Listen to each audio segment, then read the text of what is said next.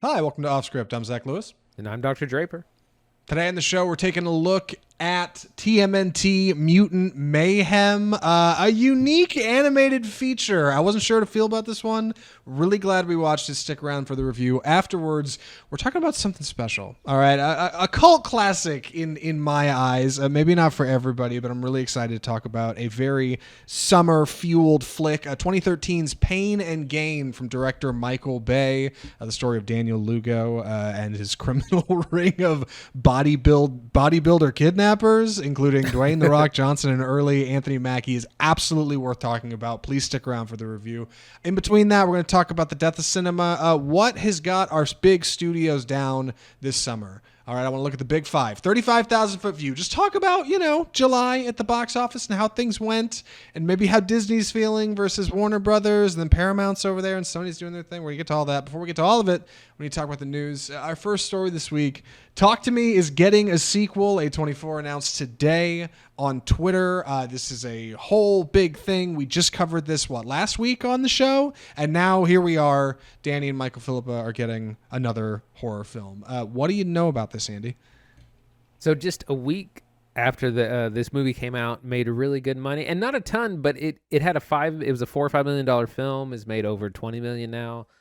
So it's a hit by budget standards. A24 again picks a good feature, and they've greenlit a sequel. The directors already have some ideas that they said when you develop a film or a property, you end up writing a lot of like backstory or extra story on the end to kind of help you fill out the film you're making. So they have a lot of ideas and a lot of content already ready to roll into a potential sequel. So another hit for A24. Regarding where Talk to Me 2 might be headed, when recently speaking to the Hollywood Reporter, the duo brother directors said they had filmed some of a prequel that they had hoped to release at some point. They said they actually shot an entire Ducket prequel already. It's told entirely through the perspective of mobile phones and social media. So maybe down the line we can release that. Sounds a little bit like Missing. You remember those movies, right, Andy? Like where everything's like on screen. Screens. Oh, I can't screens stand it. and screens. I know. We never really got into them for the show. They said, but also writing the first film, you can't help but write scenes for a second film. So there's so many scenes. The mythology was so thick, and if A24 gave us the opportunity, we wouldn't be able to resist. I feel like we jump at it. That's got to be the interview that landed them this movie, right? I'll bet A24 read that and they were like, deal. Absolutely. Talk to Me was made on like a $5 million budget, a little under. Cleared $10 million in its first weekend, is already on its way to making a profit. Totally a banger for A24. Congrats all around, I think. A good story, right? Like independent horror that shines through, doesn't just go to something like Blumhouse. Not a bad feature, right, Andy? No, not at all. It was definitely a highlight of the summer. One of the scariest movies of the year. Some people it has been a little overhyped as the scariest thing of the year. It's not quite up there, but it's definitely some top notch horror. It's nice to see something new. Cast, directors, just something that's in the non-franchise, non-IP sector. Yeah, it sure is. Like I said, we covered it last week on the show. You can go check out our old review wherever you get your audio podcasts, or on YouTube, where there's a lot of cool things happening. Come check out the YouTube channel, and of course, Talk to Me is in theaters. Would recommend the short notes if you're interested and want to go see it. Please go check it out. Our review spoiler free. Our next story. Adam Devine says Marvel movies ruin comedies.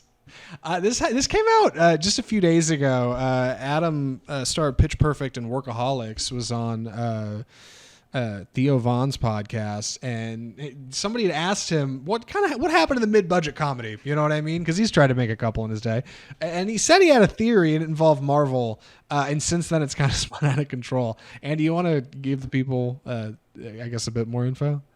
Yeah, and a lot of people have talked about the kind of loss of the comedy film. They don't really make comedies anymore that are released in theaters. It seems like they're either stand-up specials or comedies go to the streaming services. And so what he said here is you watch comedies nowadays and it's not a comedy. Where are the jokes? Where are the bits? And he's saying that, Marvel kind of ruined this because they started adding a lot of humor to the superhero movies, and the superhero movies essentially turned into semi-comedies, and so that's kind of where they've gone. And then, the kind of movie that he would make against something like Pitch Perfect, not made anymore. Not a completely wrong or inaccurate opinion, but I think this is it's a shift in the industry, and you have to adjust, which is what the movie business is all about. Taste change, technology changes. You got to be fluid and adapt. Yeah, like on the one hand, I can agree with the initial sentiment that like Marvel has definitely changed the landscape of smaller budget films. Absolutely. Going into the pandemic, a lot of people were talking about how successful Endgame was. It was like, God, the mid-budget movie is going to die. Like it's not going to make it, especially through what would turn out to be like a 2-year quarantine. Obviously, there's still some space for that. We've seen movies since the pandemic, like that Dave Bautista, Kumail Nanjiani flick Stuber, which I actually kind of liked in a weird way. There was No Hard Feelings, starring Jennifer Lawrence. It just came out a little while ago. That was kind of like a throwback mid-budget comedy. They still exist, but they're not as common. And the thing to remember is like Marvel did not necessarily kill that. An audience's like lust for something bigger and flashier hurt it. And the availability of things like streaming services, right? Like I can hop on Netflix and find 18 mid-budget comedy like sitcoms. I can hop on Paramount Plus and find like 12 things that were made last year that will scratch that itch for me if I need some laughs. I can go watch Workaholics if I like, Adam Devine's own show. I totally get where he's coming from though, with like the influx of the like giant blockbuster just squeezing out like where mid-budgets used to be. Well, and one of the things that I've said is that, superhero movies have taken over several genres. Like one is comedy and the other is action films. We used to get some hard-boiled detective thing every summer, shootouts, shoot 'em ups, fisticuffs, and that was all kind of taken over by the superhero film, which was a great excuse to do action. And so you no longer really needed like a kind of standard run-of-the-mill action film, because you could just attach that to a superhero property. And that's kind of happened with comedy. Like they've added so much humor that, a lot of Marvel movies are funnier than a lot of quote unquote comedies that I've seen in my life. And I think what that means is, it's changed the landscape, that you don't have the $5-10 million comedy films you did with like things like American Pie or Road Trip, which was essentially, none of those people were comedians. That they were written by comedic writers, but you had regular actors. But what Adam Devine is talking about is like the $20-30 million comedy, and it's when you start getting that expensive, no one wants to spend that kind of money on a comedy film. You could spend half that and put it on Netflix. Or that's where, if you are going to spend that, it's going to end up on a streaming platform. It's not going to go wide release. Right. It's particularly fitting, like following what he's promoting on this podcast. Adam Devine was promoting his film The Outlaws, which is coming out on Netflix. It's produced by Adam Sandler's Happy Madison Company, right? Happy Madison used to make theatrical features, and then they pivoted to Netflix. The mid-budget comedy didn't die. It just became streaming fare, and that's totally okay, I think. That's where I ended up watching Adam's movie Game Over Man. He made it with the Workaholic guys. Yeah, that went straight to streaming. That came out just a few years ago. So I don't know. I realize that cuts back budgets. That doesn't make anything good. I don't want to say Marvel like hard killed anything.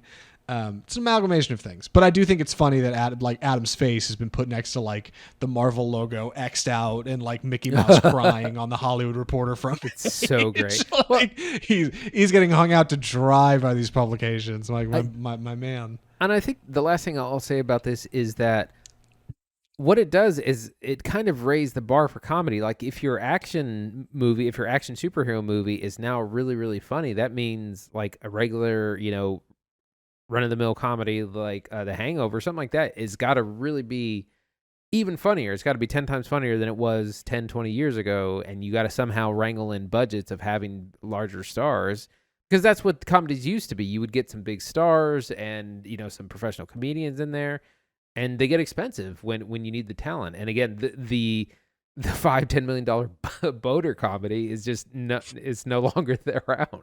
Yeah, the stoner boner comedy is dead. Long live the stoner boner comedy. We keep it here on Off Script for more from all the hot comedy takes of Adam Devine and other obvious actors.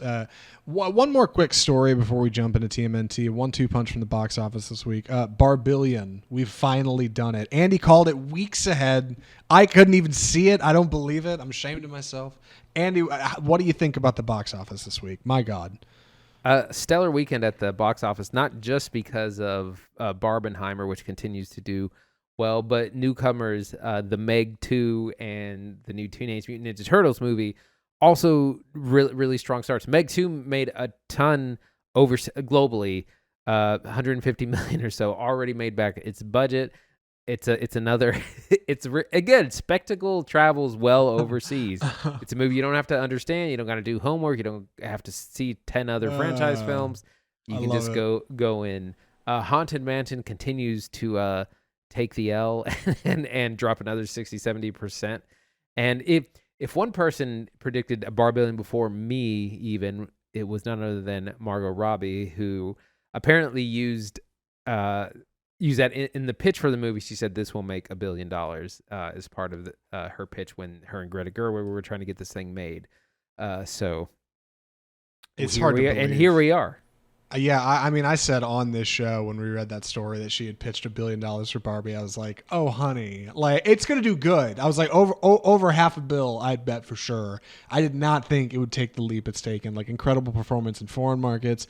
I saw people at the mall this weekend decked out in Barbie gear, just walking out of the AMC there. Like, it is far too popular for its own good. I can't believe it. All the success to Greta Gerwig, who's now objectively the most successful female filmmaker of all time, at least in one film. If you're zooming in on one project,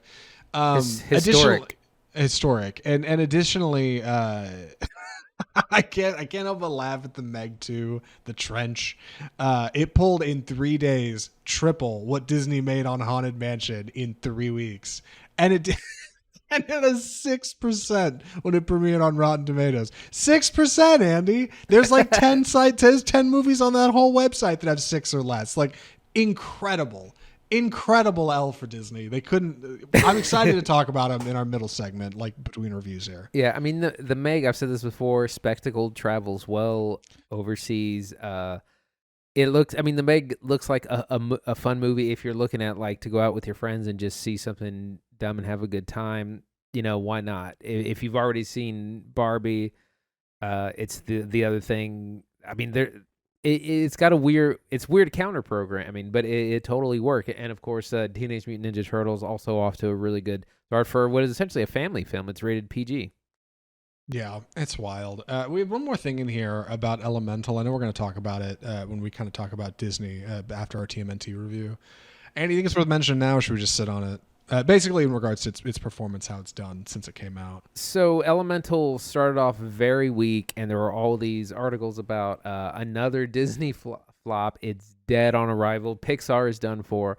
And it's actually had legs. This came out in mid-June against The Flash and has been in theaters almost this whole time and has made $400 million. And it was a $200 million movie, so it's at least gone into the profit territory, which you can't say for a lot of other Disney things this summer. It's the little Pixar engine that could. Yeah, it's surprising its international appeal. Its biggest market has been South Korea with nearly $50 million so far. Like, more money there than they made in the United States, which is bonkers to me. That can't be quite right. I must have those numbers wrong. But still, South Korea really picked up that movie and ran with it. I know in the film, we covered it on the show, there's definitely a slant towards, I'm going to say, Eastern cultures. I don't know if it's ever specified in the movie, like who exactly it's inspired by, or where, I should say. But I'm glad it's doing well. Like, I was bummed when Elemental came out and underperformed. I like Pixar. I do. I think there's some real spirit in that company. I don't know. I guess I'm pleased to hear this. I hope they can do this on the next one, and the one after that, and the one after that. Yeah, it's definitely. It's good for Pixar and good a small, like, silver lining for Disney. Pixar has just had a mediocre run of the last, like, 4 or 5 films. They haven't made a lot of money. I mean, a lot of them were released to Disney Plus. That seems to have tarnished the brand. So it's a good win for them. And hopefully they can get some more success off that. It is. That being said, we spent way too long on news. We got to get into our first review. And I kind of hung Andy out to dry with this one. He had planned on doing the Pain and Gain opener. And then the last person, no, I want to do that. I suggested that movie like a child. So he's taking the TMNT review. I appreciate it. Andy, please take it away. Teenage Mutant Ninja Turtles Mutant Mayhem. So that's quite the title. So this is the kind of refreshed iteration of this property. It started as a comic, was a TV show, movie, has been remade a couple of times in both animated shows, film. In this iteration, we meet our four main characters: Donatello, Michelangelo, Leonardo, and Raphael. They are Gen Z teens. They're like 15 or 16. And they live in the sewers. They don't quite fight crime yet. They have learned the ways of ninjutsu, but they only use their skills to like go get groceries and not be seen. That's the kind of the only reason. But our turtles are in that teenage phase where they want to be accepted and want to be known, and they feel like they're missing out on public life because they are hidden from the human world. They're quote unquote father, Master Splinter, tells humans are dangerous and they'll hurt you. You have to stay away. You have to stay hidden. But they yearn for that acceptance. They want to experience things like high school and making friends and being normal. And so that's kind of where we start. And they eventually get into an adventure where they have to save the city, which means they have to eventually reveal themselves and all the issues that will come with that. We have an amazing cast. Voice actors. All of the turtles are newcomers, and they are all teenage It's a teenage cast, which really works because a lot of this is improvised. We'll go through our cast a little bit later, but that's our setup. Zach, what'd you think? Going into a Teenage Mutant Ninja Turtles movie is probably not new to a lot of people who might be listening to this show because you've probably done it before. There have been a few of them, right? Since they started coming out in 1990 with the live action films. There were, 4 of those? They kind of did a reboot in 2007 that was all CGI. Michael Bay, who we'll talk about with Pain and Gain here in a minute, had a swing at it in 2014 with some weird-looking turtles and Megan Fox as April O'Neil in classic Bay fashion.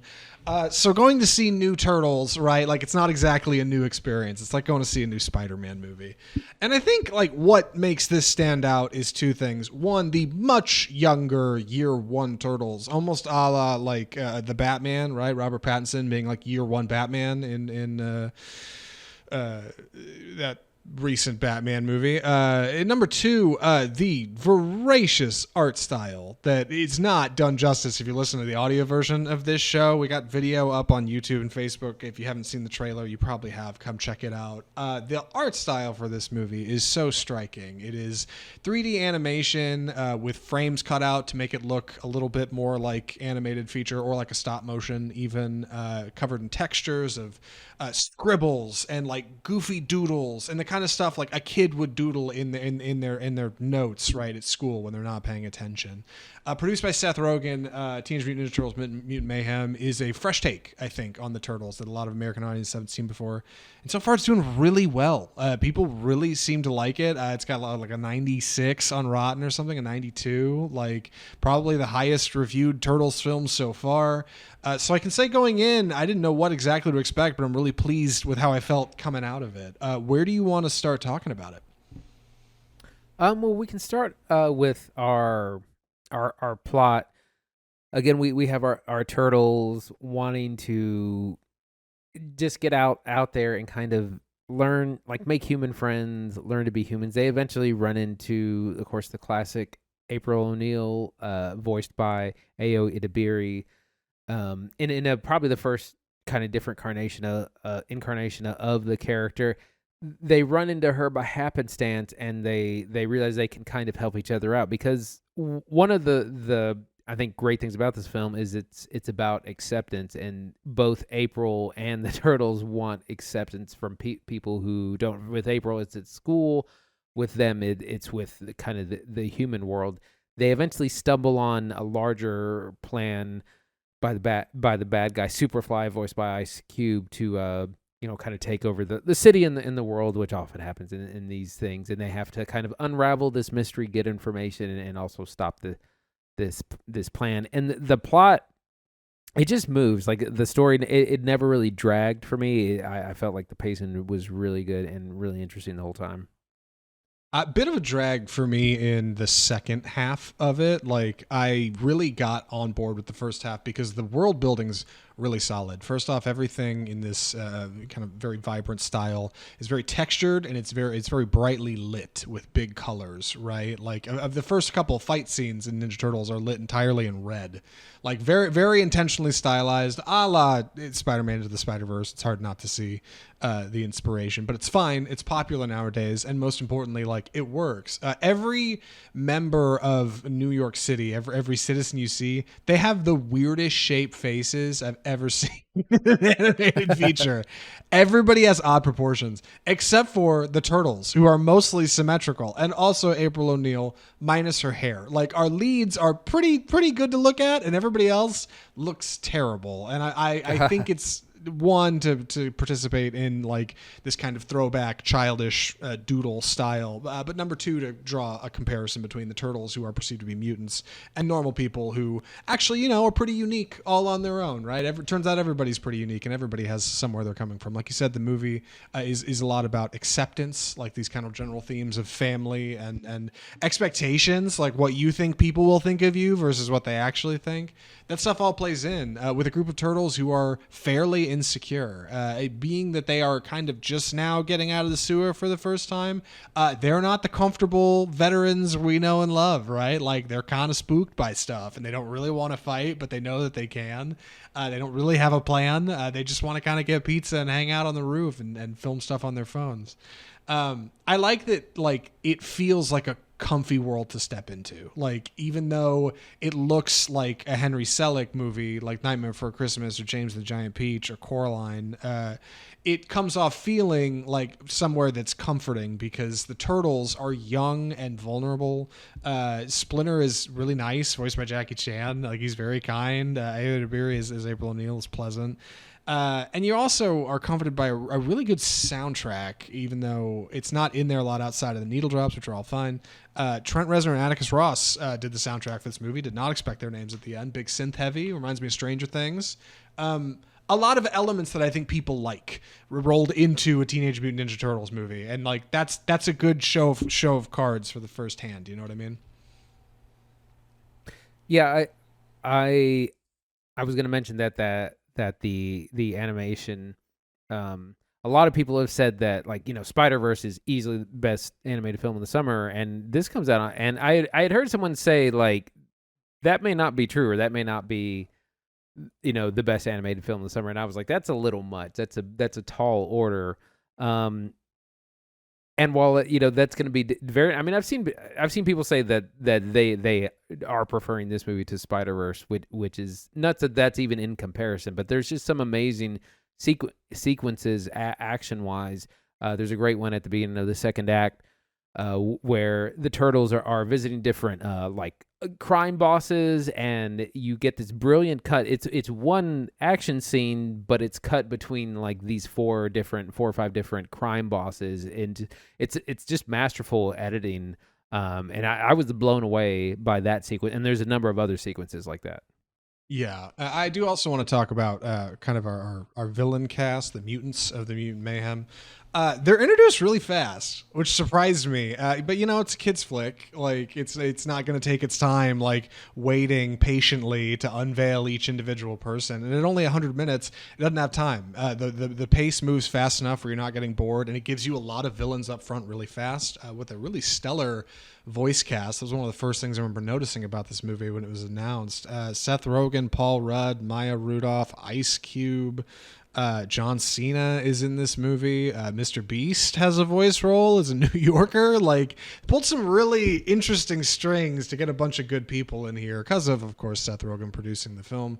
But I think it makes like a really unique band of miscreants for our turtles to have to kind of deal with, right? And it turns out when they meet them that they're not exactly scared of them because they realize they, like the turtles, are also mutants. So you have this unique blend of empathy. Reminds me of like 20th Century Fox's X-Men movies, right? Like, well, Magneto's a mutant too. He's not so bad. Maybe people are the real problem.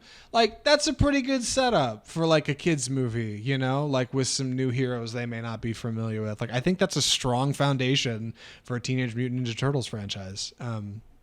Yeah.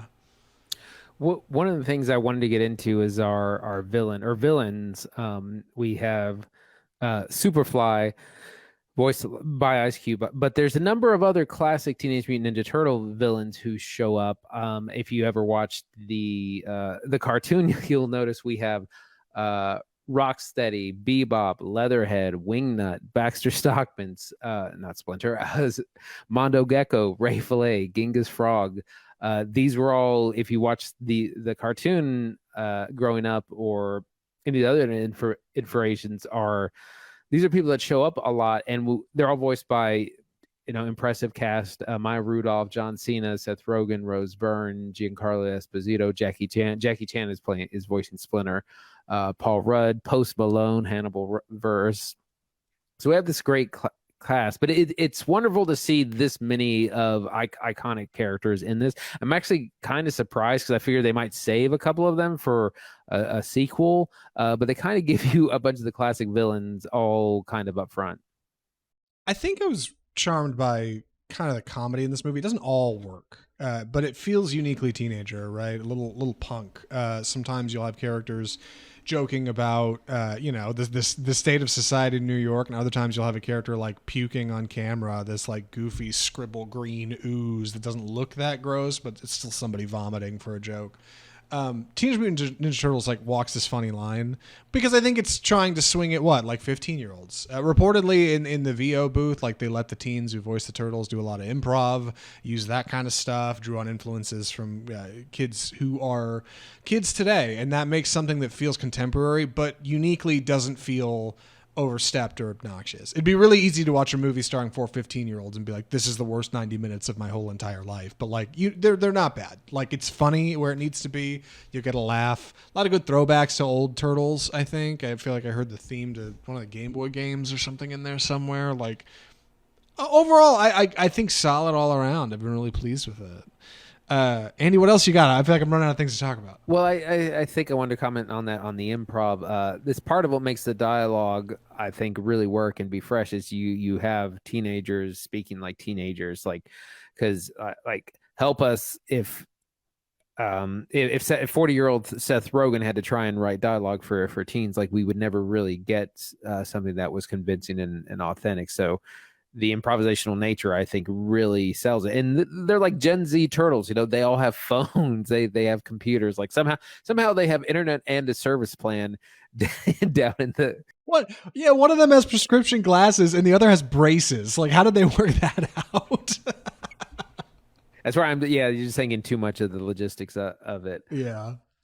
But I think that really creates just an authentic scene, and I mean, there's a lot of like modern day slang in the way they kind of talk and to each other. There's a lot of references to like anime and just things that teens are into. So they really worked hard to really capture that generation. I think like if Barbie is like an easy bake oven, this movie reminds me of like the critter version of that, like the plastic bugs you'd make in the molds, right? That like smelled terrible and are gross, and you use them to gross out your sister.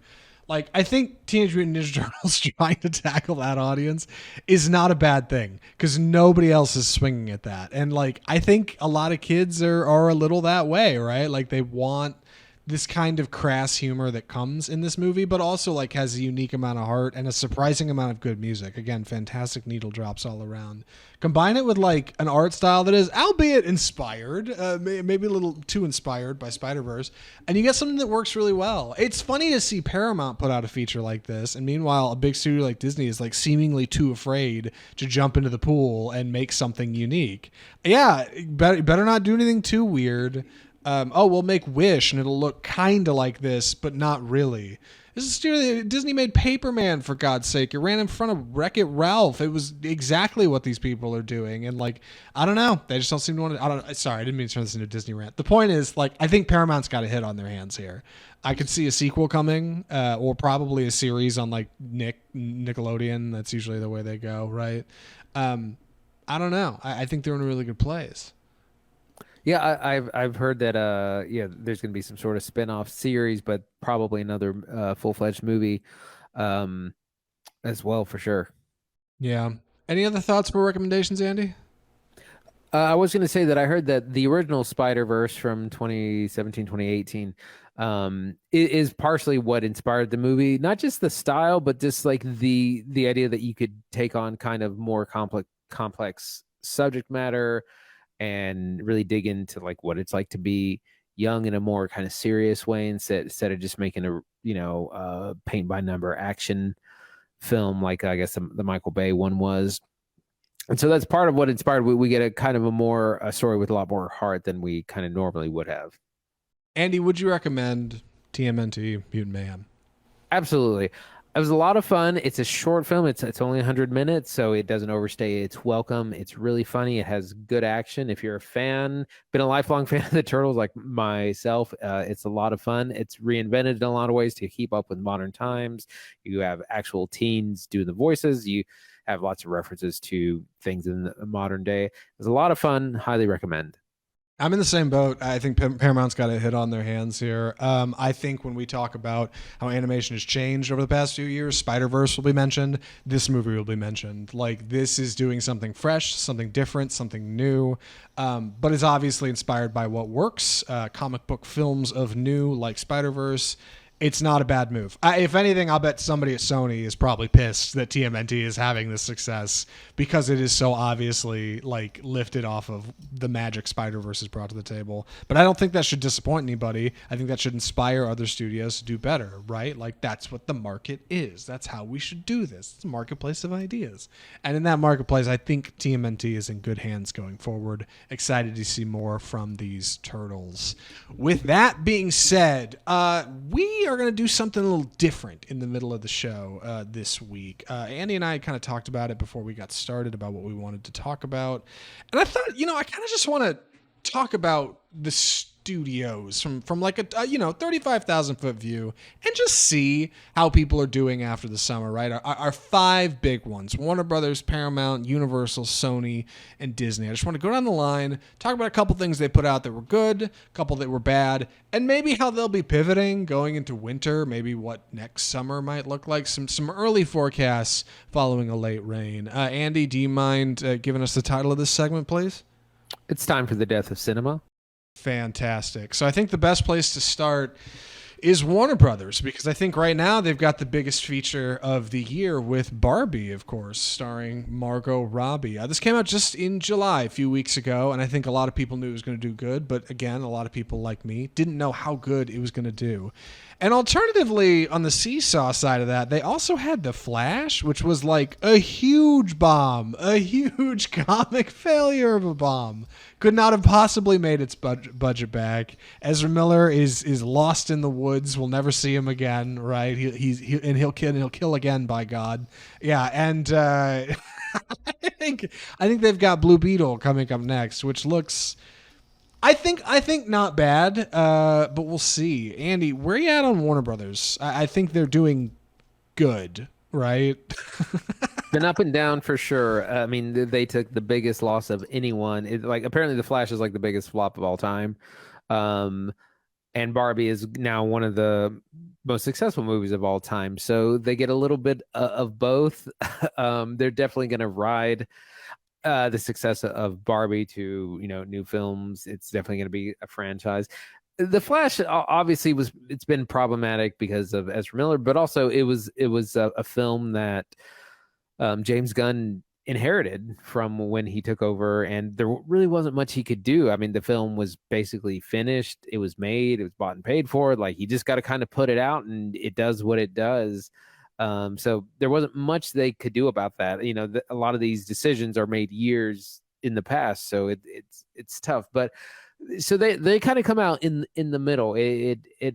It will be interesting to see how they go on moving forward. I am looking forward to Beetle. I think it could be a success only because it's probably not near as expensive as The Flash was, $220 million dollar budget, which is ridiculous. I think it's August. I think it could probably do some decent numbers. I think it's so funny talking about even the idea of canceling The Flash because it was a big thing after Warner Brothers canceled Batgirl, remember? Starring Brendan Fraser as Firefly, a movie they shot and produced that's functionally never going to see the light of day. They also had a Scoob movie, like a sequel, nearly done. It was Christmas oriented. That's never coming out. And additionally, we just heard they lost like 2 million subscribers when they merged HBO and Discovery into Max. It's an expensive service, and they're making expensive movies. In the case of Barbie, it's paid off dividends, and I know Mattel's got a bunch more coming down the line, and they'll probably make them all with Warner Brothers. But Warner Brothers is in a weird spot right now. Like, they're on some, not thin ice per se, but like, man, if they hadn't had Barbie to dig them out, it would not be looking like a good summer. It's a good thing it worked out. I want to talk about Paramount next, man. Any other thoughts on Warner Brothers? Nope, ready to go.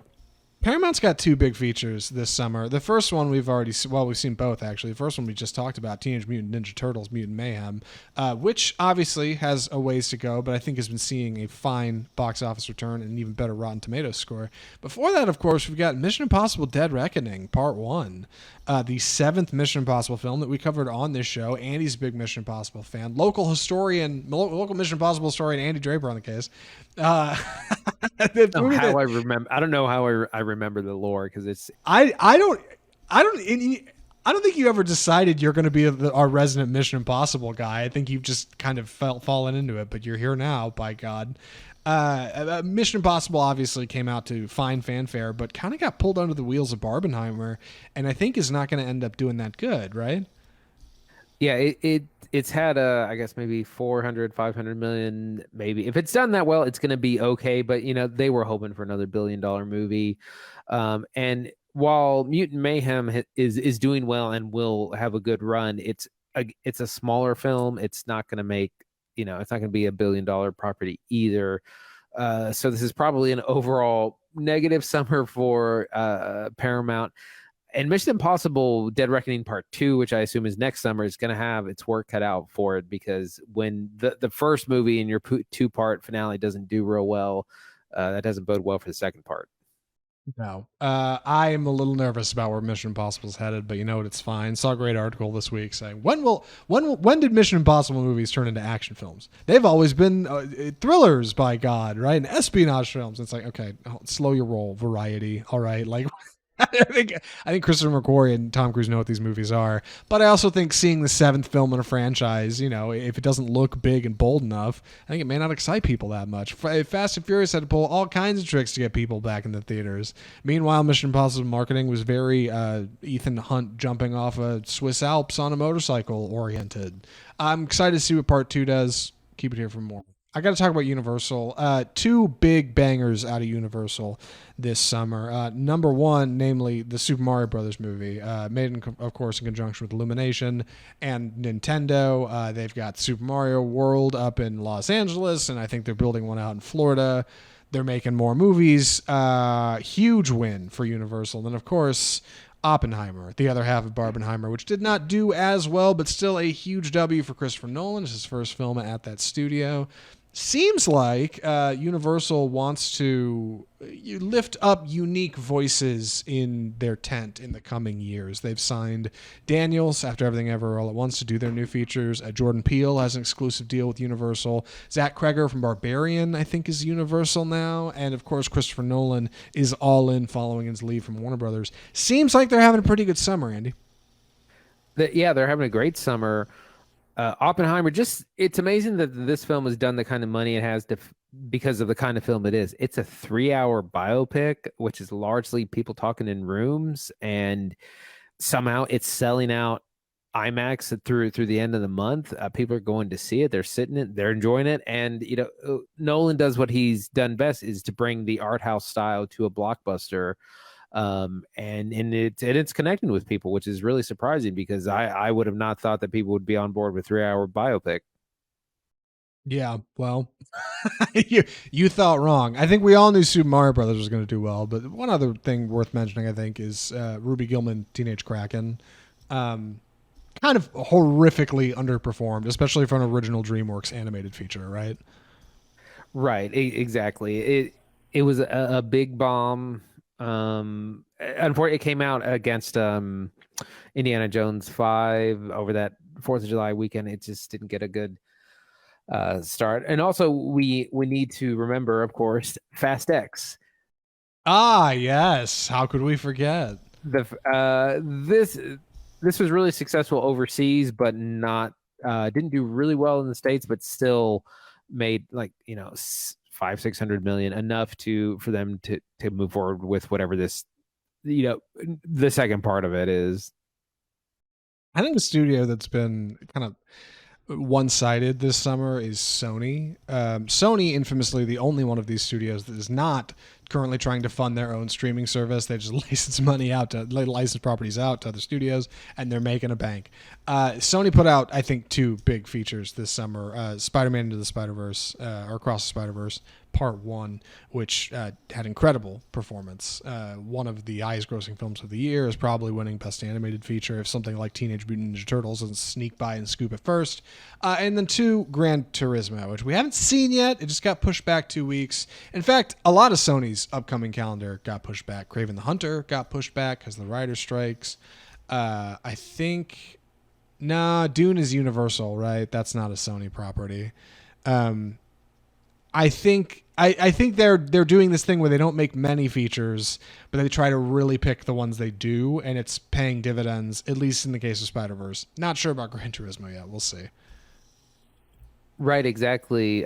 Spider-Verse, probably my favorite film of the summer. Huge hit for, and it was only made on $100 million budget, made 600 million, so big hit. We'll see what the Gran Turismo movie does. I've heard it's, only because Neil Blomkamp is the director. I've heard it's a good kind of experiential film. Things something like Top Gun Maverick, where you feel like you're in the plane, you probably feel like you're in the car. Some other small hits for Sony include Insidious 5 and No Hard Feelings. The comedy, speaking of raunchy comedies, with Jennifer Lawrence. So those 2 have been smaller hits for, again, Insidious and Red Door made like $150 million on a $20 million budget. Horror continues to reign supreme. Yeah.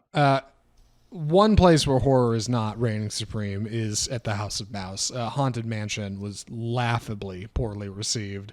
Like I said in our news segment, it made a third of what the Meg 2 made in 3 days at the box office. Obviously cost way more. They spent way more on marketing, way more on the cast. Not a great outing. Additionally, Disney got totally washed at the beginning of July when they put out Indiana Jones: The Dial of Destiny. One of the most expensive films ever made at like $300 million before marketing. I don't even think they made the budget back. Like I take it back. I think it came around $500,000, so or $500 million. So it'll probably get close. Maybe it'll just clear like the investment, but my God, by the skin of their teeth. Reshoots. James Mangold is now making a Star Wars movie. I can't believe they're putting him on another one. Love James Mangold, but I think him and the House of Mouse maybe do not work great together. The only real redeeming story from Disney is Elemental. And that's only redeeming because it came over time, which who could have seen coming, right? Like great performance in overseas markets. It's pretty rare that something starts weak and gets legs in this business. Usually, for something to have legs, you got to start big. Things like Barbenheimer, both big movies on the opening weekend, and they're going to have legs for the rest of the month, maybe into September even. But usually, if something starts weak, it doesn't really gain any momentum. And Elemental has managed to do that, so that's a big win for them.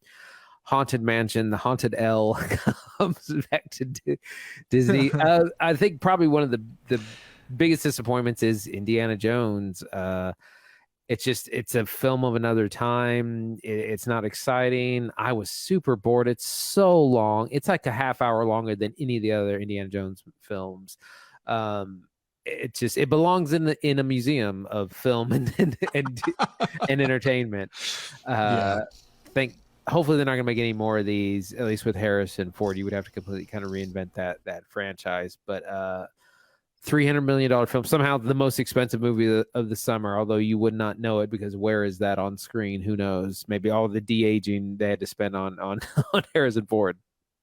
Before we close this segment and move to Pain and Gain, I just want to have a quick macro conversation about these 5 studios, right? If they were all sitting around a poker table holding cards, deciding what they're going to play next in their line of film releases, how are they doing? Some have streaming services, some don't.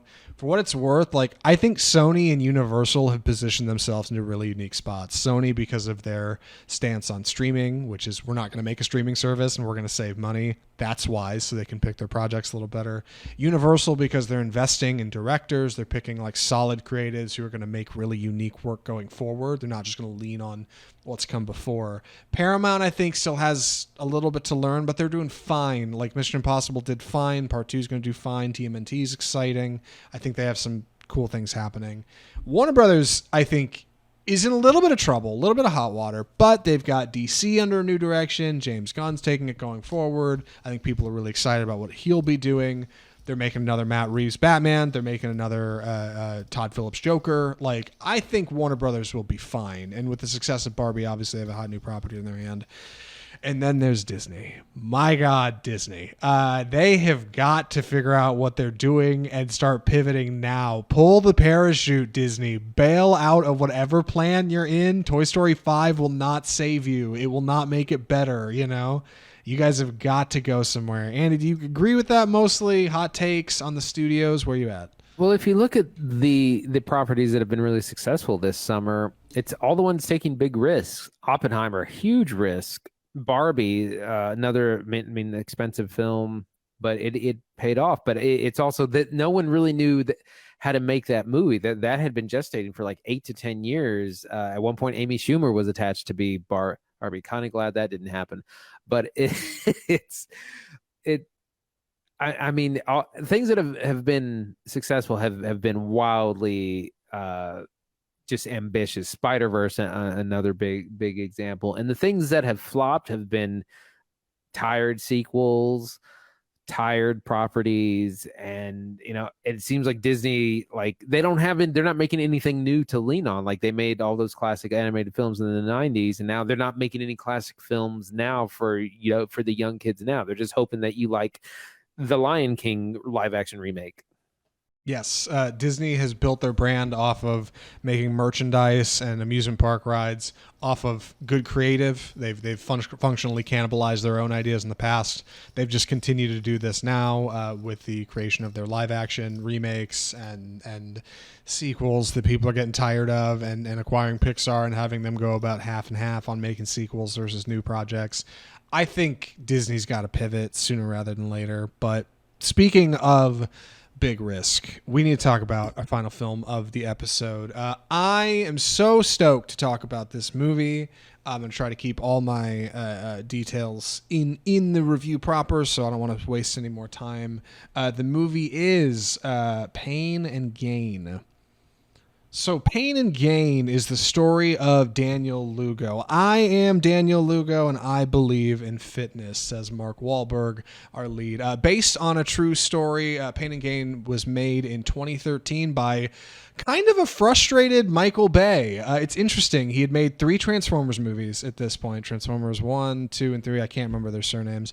And he'd wanted to make this script since the year 2000 when he read it, the script for Pain and Gain. He did it on a $20 million budget, micro budget compared to his Transformers movies. In fact, that's small for most of his filmography. And he wanted to just step back and say, okay, I don't want to do the big CGI robots for a movie. I just want to do something small and unique and a bit of a comedy and a bit of a drama and a bit of a thriller with Mark Wahlberg, Dwayne Johnson, and a very early Anthony Mackie, who hadn't even gotten into the Marvel Universe yet, where you'll see him now as the Falcon, a.k.a. Our Captain America.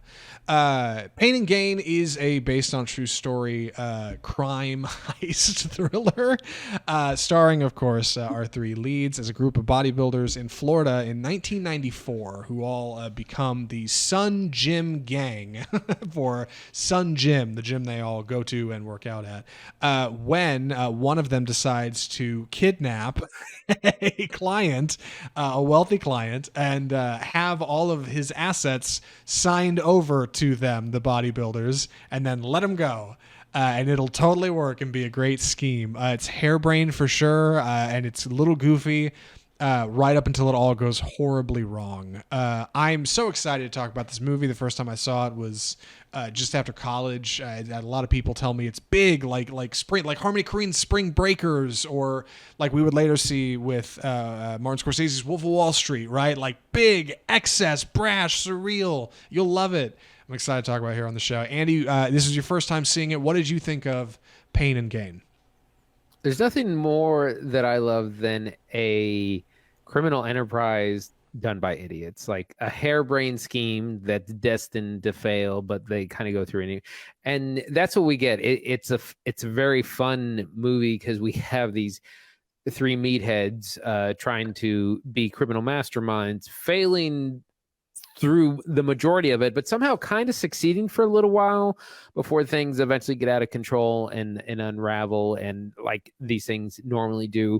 It's fun to see Michael Bay bring his Michael Bay isms to a smaller film. This is essentially a true crime movie comedy, and to have those big kind of Michael Bay sweet, the rotating shot, the looking up at the different the little bit of action that is in here, to have that done on a smaller scale. It's an interesting project for sure. Yeah, Bay, like I said, wanted to do something that was away from Transformers, but he wanted to bring his signature style that he picked up working in music videos way back in the day. That's what started his whole career. It's what got him going on Bad Boys. And you get that DNA here for sure. Pain and Gain is shot like any other hyper-saturated, huge lens flare, big muscles like sweating in the sun Michael Bay movie. Big explosions, slow-mo when the cops come screaming out of the SWAT car. Like, everything about it is supposed to look as cool as possible. And it's a perfect fit for a movie about American excess, especially in 1994, right? Like, The Rock is blowing lines, and like our guys are getting a pump on in the middle of a murder, and there's like all kinds of insane things happening, all in the effort to say that this is a story about just how far people can go with the American dream and what exactly that means, right? Is it to work hard and make something for yourself, or is it to take what you want, Pain and Gain, the title is derived from No Pain, No Gain, which I hear is an old Ben Franklin quote, but has been obviously attributed to bodybuilding in the past, lifting weights, and that extends to our cast, who are looking great in this movie. Mark Wahlberg put on like 40 pounds of muscle in 7 weeks after he signed this film. Dwayne Johnson clocks in at, I think, 300 pounds, which is less than I think he is now. I think he looks small in this movie, which is bananas because he's so tall. They had to cut the roof off of Mark Wahlberg's Ferrari in this flick, like to get him to fit in it. You can see his head sticking out the top in a bunch of the scenes. And Anthony Mackie, who had like 3 weeks to train when he signed this movie, so he did not manage to get nearly as jacked, but it works out. Our guys joke about steroids, lots of drugs and protein shakes, lots of drinking and excess, strippers, bodybuilders. Like, all of this is present in the playground that is Pain and Gain, a movie that, again, is kind of a dark crime thriller. Very charmed by his view on what would otherwise be like a pretty dark script. Yeah, this is... it reminds me a little bit of Wolf of Wall Street, actually, because it's around that same time, because it is about kind of these people wanting this life of excess. They want to be exorbitantly rich, and the only way they know to kind of get there is through illegitimate means. And what's hilarious is their whole plan is to kidnap this person, make them sign over their assets, and then murder that person or do away with them. And all of that goes wrong. The kidnapping, it takes them multiple attempts to kidnap the guy. It takes them over a month to break him enough to sign. Like they were hoping they'd have him for a day or two. He'd sign over everything. They got to hang on to him for a month. They kind of lose track of him. They don't actually successfully kill him, so they got to kind of just run away, and they got to put lies upon lies upon lies to kind of make their scheme work. And it does work for a little bit. But then they kind of get to a point where they need to pull off a second job, and everything starts to unravel. Wall Street, I think, is a really great comparison, and I also love that movie. No coincidence. I mean, Wall Street came out in 2014. This is 2013, so like these were nearly shooting at the same time. Like it's cool to see Scorsese's take on like American excess versus like Michael Bay's, right? Scorsese's a bit more pulled back, a bit more thoughtful. You become sympathetic with your characters, but like Daniel Lugo and friends here are not particularly likable. Like from the top, I don't think you're supposed to like these guys, right? And they're funny, especially Dwayne Johnson, who is, to me, surprisingly refreshing to see him play against the type that he's developed in the last decade since this movie came out, right? Like now he's much more big, brash, he's funny, but he's not pulling anything wild like John Cena or Dave Bautista might pull. But like this movie, this was wild for him. This was something he doesn't normally do. Like background character, everything goes wrong. And Matt, go ahead. He would never not be the main character. If they were to make this today, he would be Daniel Lugo. Like right, and Mackie like feels totally in place because of how we've seen him in his work in the Marvel universe now. But like his name wasn't even on the poster. Like he was an afterthought. Like in the cast of this movie, they barely signed him before they started. They were gonna get somebody else. Like. And it's funny watching it now because he feels like he fits. And it's like, oh yeah, it's Anthony Mackie. Yeah, I love him. But like at the time, total stray. Like he does a great job. The only one that I think that's really weird is our kind of first kidnapping victim. He's played by Tony Shalhoub from Monk. And it's brutal, man, because the IMDb trivia says for the longest time they had John Turturro signed to do it, and he would have been so much better. Shalhoub's fine. He's fine. He's definitely not likable. You don't like the guy. But once you get to our private detective, Ed Harris, who's a very nice surprise to see coming out of Michael Bay's The Rock, right, 1995, Ed Harris shows up and kind of figures out how to maybe dish out some justice on these clowns in a very satisfying fashion.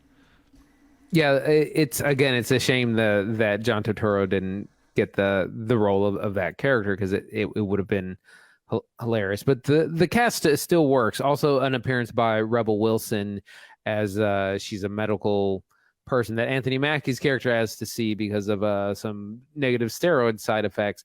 They strike up this romance, which eventually plays into the larger plot of the film, because they do kind of get away with this crime for a little bit, and they inherit this guy's house and his money and his businesses, and they're kind of living large for a little bit. I think I'm so impressed at like the Michael Bay isms of this movie. I know we kind of already talked about them. Just to wrap up my thoughts, like Andy's right. It looks like a Michael Bay film in every single sense of like almost every shot you could look at and be like, is that a Michael Bay movie? You'll see gags right out of Bad Boys, like in Bad Boys 2. A lot of the camera rotating gags, the camera rotates around your action.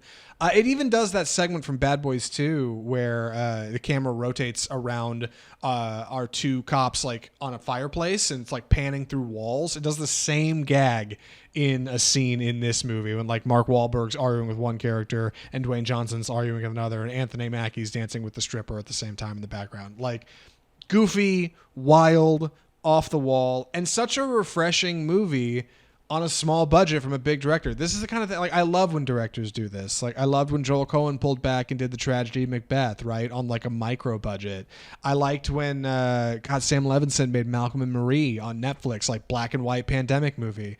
Like, I think it's cool when Steven Soderbergh makes something like Kimmy, right, like, a smaller feature made during the pandemic. Like, I think directors challenging themselves with a smaller budget on purpose is a great exercise, and it clearly juiced Bay to make 2 more Transformers movies, which is nuts. We got 5 of those, and Ninja Turtles the year after this, and because of that, like I think Pain and Gain has a really unique place in his filmography, right? Because it's not a franchise film, and it's not a sequel to a movie he already made.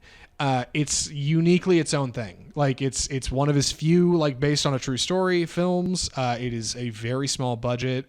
And it comes off like being something really bright and flashy. And I think it's a shame that it didn't get its due back then.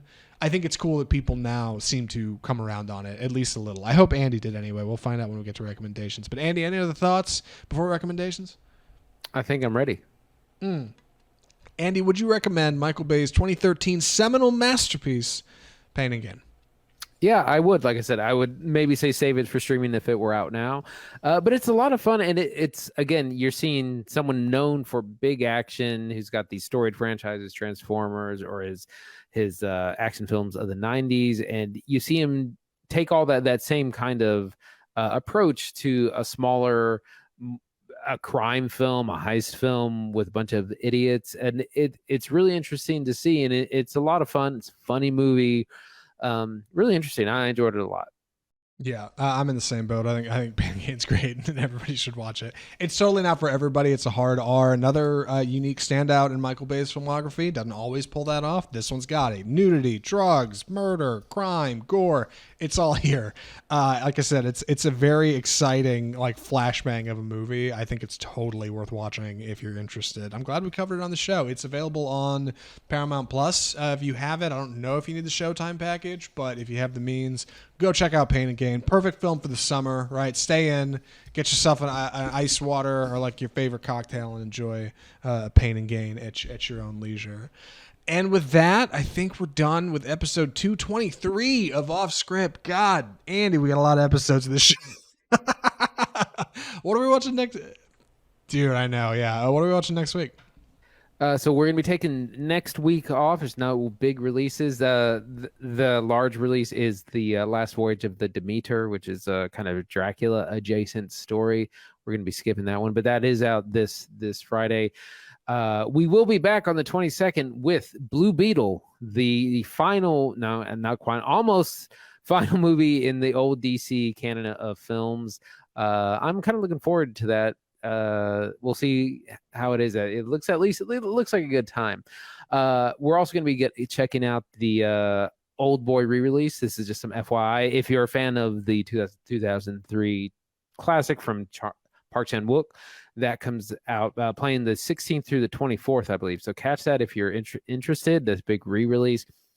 We're going to see what other film we're going to actually look at for the show. But some other notable releases are Heart of Stone, which is an action film starring Gal Gadot on Netflix.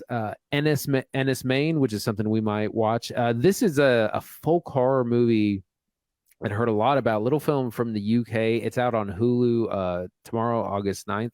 Check that out if you're interested. And some others. Bones and All comes out today on Amazon Prime, August 8th. And later in the month, we're going to be checking out How to Blow Up a Pipeline, which comes out on Hulu August 24th. So a lot of new, smaller things out on streaming. Check those out if you're interested. And we'll see what other big movie we're watching for the show. I'm excited about How to Blow Up a Pipeline on Hulu on the 24th. I definitely got to check that out. Also, we covered Bones and All back when it came out in, November last year? You should totally roll back and check out our review, and then check it out when it comes out on today, the 8th. All right, it's on Amazon. Okay. As soon as you're done listening to this, go check that out. And for what it's worth, I'm a little skeptical about Blue Beetle. Looks a little paint by numbers, but hey, man, sometimes we're surprised. Excited to go check it out. Old Boy, very excited. Hope that movie rocks. We actually have covered it on the show once before. I couldn't tell you when that episode was, but this will be my second time seeing it. Very stoked to rewatch Park Chan-wook's Old Boy.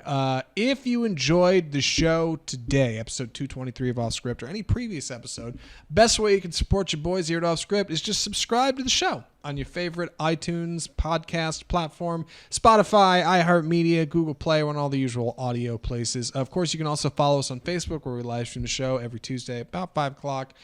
You can follow us on YouTube, where we're uploading individual reviews, clips, segments, all kinds of cool things happening over on YouTube. Come check us out. We're on Twitter. We're on Instagram.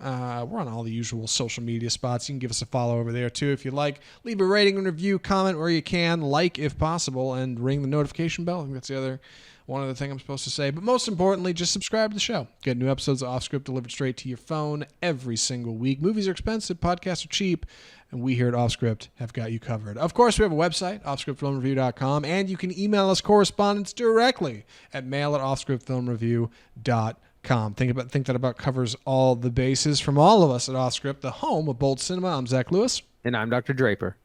Thanks for watching.